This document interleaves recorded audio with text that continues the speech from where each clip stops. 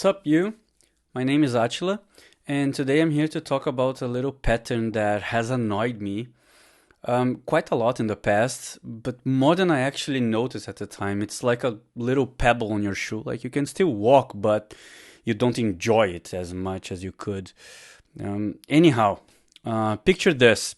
You're connecting to a database or an external API or whatever, and it cannot assure you that a specific data set is there or not. So you're getting some null values for stuff that you actually need in order to build your UI. So what do? Yeah, you end up doing some like if-else statements, nullish coalescing, fallback content, and some mix it with your business logic, stuff like that. And then it gets harder to say where each one is, and it's especially annoying when you're trying to create patterns for them between like to be defined, to be announced, or like a generic title copy or something like that. It's annoying, but well, I have an idea. And my idea actually starts with this guy over here that's called Zod. But what is Zod in the end? Zod defines itself as TypeScript first schema declaration library. But in my opinion, it's way more than that. So let's just keep reading. The goal is to eliminate duplicative type declarations. It's nice. Caught my interest. So with Zod, you declare a validator once and it will automatically infer the static type. That's pretty cool. Let me try to summarize that with my own words. So you define your object schema and you pass it through Zod. Now you got the inferred type and the validator for that object. So whenever you expect to receive something from an API or user input or something like that, instead of creating that conditional soup with a bunch of if statements, to check if the data that you need is actually there. And by the way, good luck if that object has like nested keys or whatever. You can just do like a Zod, parse this crap for me. And that's pretty awesome, right? It's like TypeScript with runtime checks and validation built in. So we can talk more deeply about Zod at another video. So let me know in the comments below if you'd like that, and I'll make it happen sooner rather than later. But today I'm here to talk about this little pattern that I find myself going back to it whenever I'm building something, regardless if it's a very complex UI or not, or a very like contrived example, something like that. And I like giving names to things, so I call this the fallback boundary. So let's get started with this.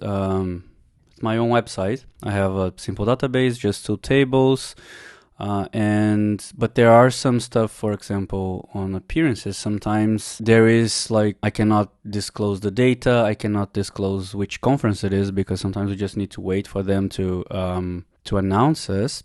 And because of that, I need to accept, for example, null values. And that thing was actually the TBA there was before I had this fallback boundary. So now I don't need to like pre-fill data anymore. So I just have these null values. But when you go to my website, you actually get to see, okay, this is to be announced. I have this to be announced soon category and stuff like this. So the name of the conference is to be announced. I'm not showing the date yet because I don't have one. So I was pretty annoyed on having to hardcode that on my database. So what I did is I used Zod. Back in my code base, what we have is this schema files inside this library. So I have my database and I have some of my, like all my pages, my code base, everything. And then I created this file for the schemas that basically a bunch of Zod declarations. So I'm saying, yeah, it's literal. It needs to be a union of these types. So it's actually not even a string. Same for the articles. And then on the talk schema, what I do essentially is this. So my date is actually an optional and it should be a string. If it's not a string, I want you to catch that thing and assign it to be a TBD. Same goes for the name. So if the name is actually not a string, I want it to be announced. So in this case, I can have null, I can have undefined, I can have whatever thing is there. And if it's not a string, Zod is gonna have me covered. So what actually happens is that inside my fetch, when I'm hitting my DB, I have this fetch appearances, and then I'm fetching from Zeta, I'm sorting them. I'm already in a descendant order.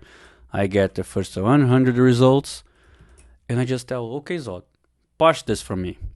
And then as it parses, it's going to find all the values that are not exactly what they should be, and it's going to catch that and put on the proper values. And so that's how you end up with this fallback boundary. It's essentially an error boundary, but for content. So now it's going to bound everything that is not a proper type, and it's going to give a fallback to it.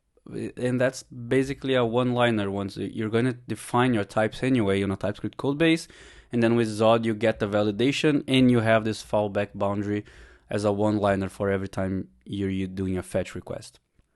So that's pretty awesome, right? Let me know right below the subscribe button. Don't forget to subscribe, and don't forget to like this if you like this one, and let me know in the comments if you want more stuff like that about Zod coming up. See you on the next one. Bye.